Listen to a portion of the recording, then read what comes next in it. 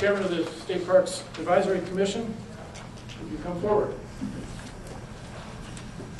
Thanks, Ted, and thanks, Commissioner. My name is Richard Ober. I'm the chairman of the State Park System Advisory Council. And just a quick note, there are some press packs. So if you're here covering this and you don't have one of those packs, it's got some of the detail. Amy Bassett in the back of the room has those. As Ted said, the Advisory Council was established in legislation in 2007. We've been meeting since 2008. The first chair was Senator Bob Odell. I want to commend the senator who has been a common thread over the last 4 years, starting with the study commission in 2005 and 2006, that laid the path for much of what's going on today, and the senator is currently the vice chair of the council. Also a thanks to all the members of the council. You'll find the names in the plan, an extraordinary, hard-working group of citizens from across the public and private and nonprofit sector. We commend the division for listening to the people of New Hampshire and preparing this blueprint for the future.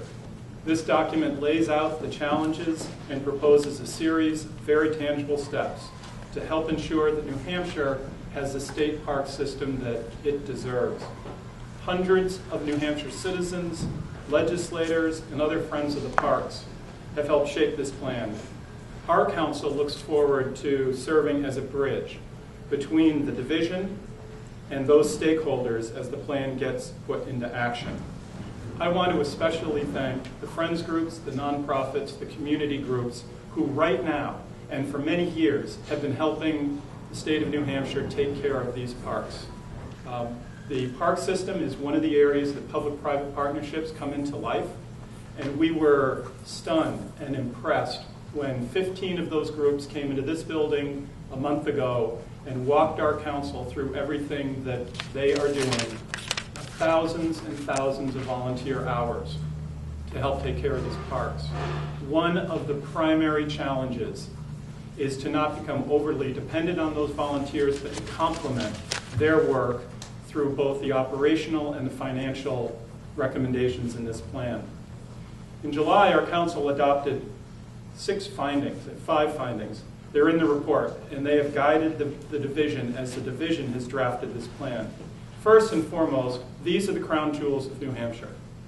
These are the places that are the icons for our natural and our cultural heritage. Think of these names: Franconia, Monadnock, Pawtuckaway, Pisgah, Hampton. These are the places that mean New Hampshire. We all have the responsibility to take care of them. Second, the legislative purpose that's outlined in statute should guide decisions made by the agency. Chapter 216A1 is an elegant and clear statement about what the parks are for. We've been using it as our guiding principles, and we suggest that the division does as well. Third, the state has the obligation, clear obligation, to care for every park and historic site that it owns, regardless of the ability of the property to generate revenue. These are assets held in the public trust, and they must be safeguarded for future generations. Fourth, as the 2006 study commission, chaired so ably by Senator Odell, found, the self-funding model is inadequate, and it needs to be supplemented with other models. We can do more with self-funding, but it's not enough by itself. We're the only state in the country that relies entirely on self-funding, and we need to figure out a way to move beyond that over-reliance.